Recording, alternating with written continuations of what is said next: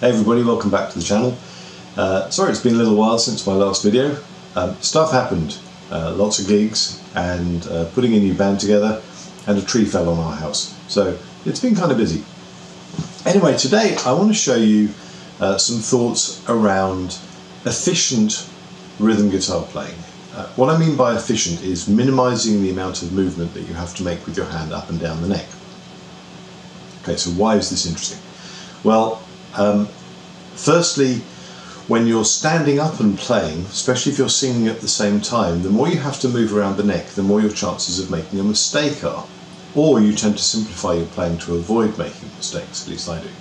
So if you're playing in E, and you want to go from E to A to B, well, that's fair enough. Not much movement, right?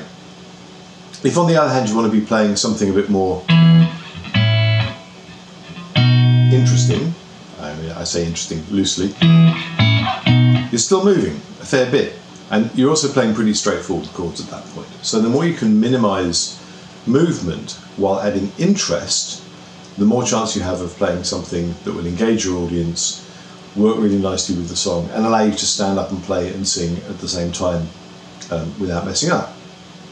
So the second reason for doing this is that in trying to find efficient chord shapes, minimizing the amount of movement, you tend to come up with some really interesting voice leading ideas that you might not have necessarily thought about if that's what you were specifically aiming at. So let's go through a couple of ideas, and I'm going to take a very simple blues chord progression, which is just going to be E, A and B. And the normal way we'd play an E, A and a B is with an open E maybe, with an open A, and you could play it that way, there's a couple of different ways. And a B, well, oftentimes we'll end up playing a B7 like this, or you might play a B here, or a B7 there, but it's same thing. So what can we do? Well, I was recently, as part of putting this new band together, looking at how Don Rich of Buck Owens Buckaroos played his rhythm guitar method. And what he would do quite a lot for an E is he would play this shape, which is effectively an E, that's the D position, or the D shape, but moved up, so the 5th fret on the B string is your E, and then add your little finger on which is the G sharp, which gives you the 3rd. So he would play this quite a lot. And then to transition to an A, well, you don't need all of the A chord. I've talked about it in previous videos. You don't necessarily need or even want all 6 strings every time you play a chord. So he would go to this A, which is this A bar chord, but just parts of it. So he would go from this E to the A, and you can hear this movement in it, which is kind of nice. And then to go to the B, instead of trying to go up to the B up 2 frets, which moves every note, what he would often do is to go from the E to the A, and then the B, which I would have thought about like this, because the root note is here, he'd just play it like this.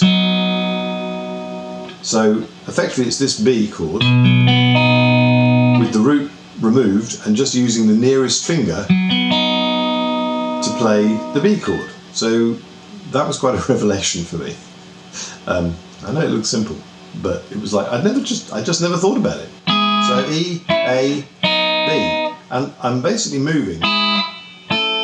That's kind of not moving, maybe up a fret, you could think about it. There's another way to play this, which is even more efficient, or with even less movement. So Don Rich would play it like that, with that shape, but actually you can play it like this. This is, you see Red Volkart doing this shape.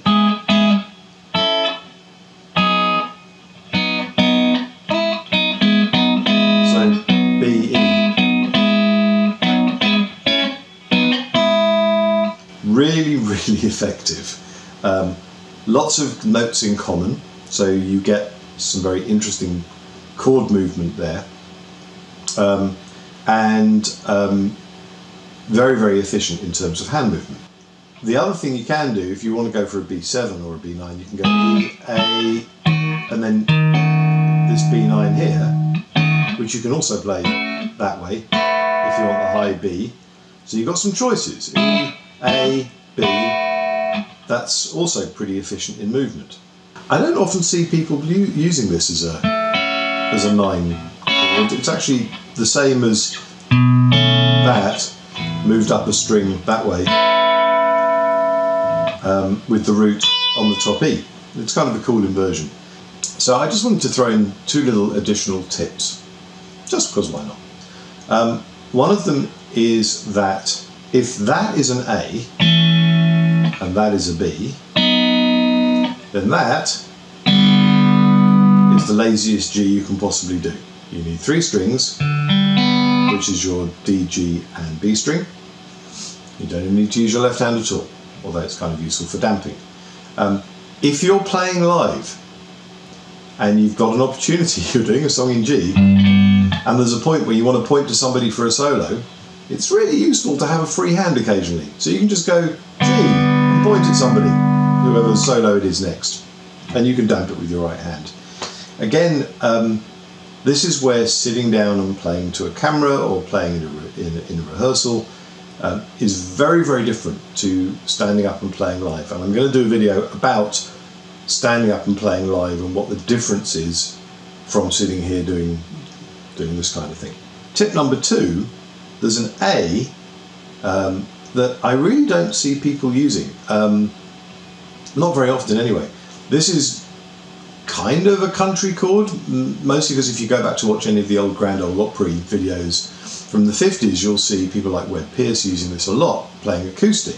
And that's playing an A. Remember I said we can just use the first finger and skip the root, but putting an additional root on the top with their little finger. So in this case, this is a standard A, but I'm using E string 5th fret to play an E, and of course an A, and of course you can do it in E or anything else. What it gives you is a really nice sparkly tone, great on acoustic. Anyway, I hope you've enjoyed this. Thanks very much to all my new subscribers, really appreciate it. The number of views I had on my last video was just quite stunning. And I'm very happy. I hope you are finding all this useful. Please let me know in the comments if there's anything you'd like me to cover or anything you think I could do better. Always looking to improve.